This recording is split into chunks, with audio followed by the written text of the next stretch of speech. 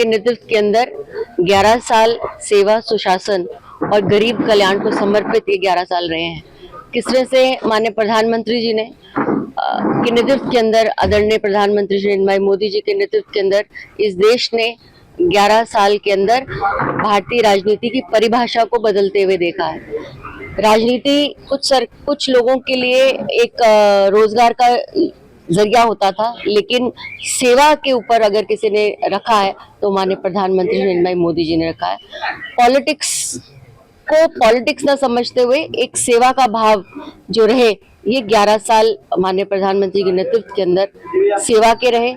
सुशासन के रहे, गुड गवर्नेंस के रहे और रहे कि गरीब कल्याण के ऊपर कितनी योजनाएं इन 11 सालों में आई हैं, इसकी अनगिनत जो है आपने देखा है। हमारा देश सुरक्षित रहे, हमारा प्रदेश सुरक्षित रहे, हमारे महिलाओं को सुरक्षा मिले, हमारा जो युवा शक्ति है उसको सुरक्षा मिले, किसान है वो सुरक्षित महसूस करे। और मुझे लगता है हर वर्ग का, एससी है, ओबीसी है या एसटी वर्ग का या ट्राइबल्स का जो है, उसमें किस तरह से नियम आए, किस तरह से स्कीम्स आई, कहीं ना कहीं ये दर्शाता है कि माननीय प्रधानमंत्री के नेतृत्व के अंदर हर व्यक्ति, जिसको हम कहते हैं सबका साथ, सबका विकास और सबके विश्वास के साथ, और एक ऐसी गवर्नमेंट हमने देखी है जो लोगों के साथ बात करते हुए जो है गवर्नमेंट चलाती है। मुझे लगता है कि एक गुड गवर्नेंस का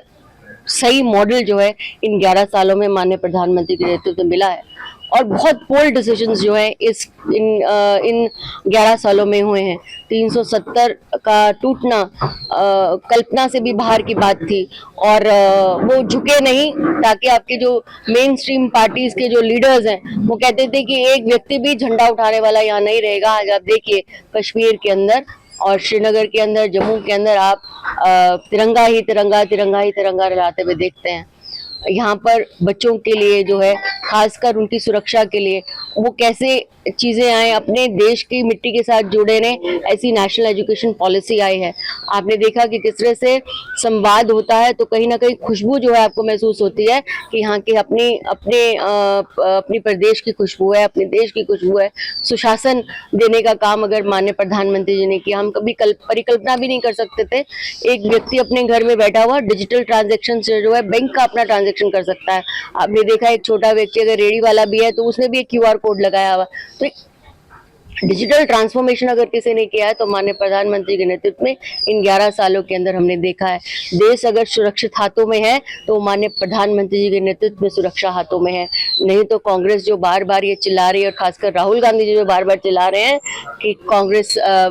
मोदी सरेंडर, मोदी सरेंडर, ये आपको बता दें कि कितने सालों से 1947 से इनके परिवार, गांधी परिवार ने बार बार सरेंडर किया है। जवाहरलाल नेहरू ने 1947 में जब सीज फायर को डिक्लेयर किया, पाकिस्तान ऑक्युपाइड कश्मीर जो है हमारा दे दिया पाकिस्तान को। इसी तरह से 1962 के अंदर अब चाइना ने जब अटैक किया तो एसआई चीन की जो धरती थी, जिसके ऊपर वो कहते थे not even a single grass grows, Jawaharlal Nehru का पार्लियामेंट के अंदर वक्तव्य है जिसमें वो कहते हैं कि not even a single grass grows, ऐसे एसआई चीन को जो चीन को देने वाले प्रधानमंत्री जवाहरलाल नेहरू थे, तब उन्होंने सरेंडर किया। तीसरा सरेंडर